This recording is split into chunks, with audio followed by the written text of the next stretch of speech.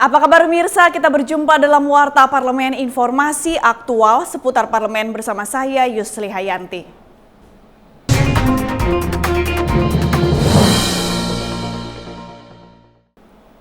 Terkait penundaan rencana eksekusi mati tahap 2 terhadap 10 terpidana mati kasus narkoba, termasuk 2 tersangka Bali 9, DPR akan meminta penjelasan kepada Jaksa Agung dalam rapat kerja di Komisi 3 mendatang. Anggota Komisi 3 DPR RI, Weni Warau, ditemui saat menghadiri rapat paripurna pembukaan masa persidangan ketiga tahun sidang 2014 hingga 2019 di Gedung Nusantara II, Senayan, Jakarta. Baru-baru ini mengatakan eksekusi mati terhadap tersangka narkoba yang sudah dilakukan oleh pemerintah pada tahap pertama berjalan cukup lancar. Namun Weni berpendapat pada rencana eksekusi tahap kedua pemerintah mendapat tekanan cukup berat dari dunia internasional sehingga harus menunda eksekusi tersebut. Komisi 3 DPR RI dalam waktu dekat akan mengundang Jaksa Agung untuk meminta penjelasan soal penundaan eksekusi mati tahap 2 tersebut.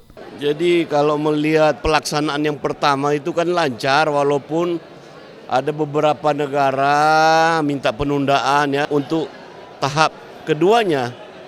Seharusnya tidak perlu ada tunda-tunda lagi karena ini kan tinggal mau melaksanakan. Ingat, ini putusan pengadilan loh.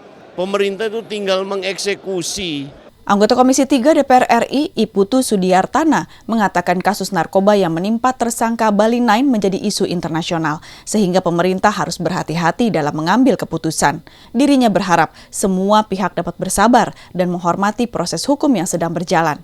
Sekarang beberapa yang masih melakukan langkah hukum, sehingga kita menghormati hak seseorang. Nah, bila mana ini mereka sedang berjalan, kita juga harus menghormati. Ya walaupun itu undang-undang mesti harus dihukum mati. Nah, bila mana seseorang terdakwa ya memiliki kekuatan hukum yang sedang dia proses, ya kita harus menghormati. Mari kita sabar menunggu ya hasil daripada keputusan terakhir. Rencana eksekusi mati tahap 2 termasuk eksekusi duo Bali 9 nampaknya akan tertunda lagi karena Mahkamah Agung telah menyetujui untuk meninjau kembali kasus seorang kurir narkoba asal Filipina. Padahal terpidana tersebut masuk dalam daftar 10 terpidana yang akan dieksekusi bersama duo Bali 9, Andrew Chan, dan Miuran Sukumaran. Nadia dan Teguh, TV Parlemen melaporkan. Demikianlah Warta Parlemen kali ini. Sampai jumpa pada Warta Parlemen berikutnya. Terima kasih atas perhatian Anda. Saya Yusli Hayanti.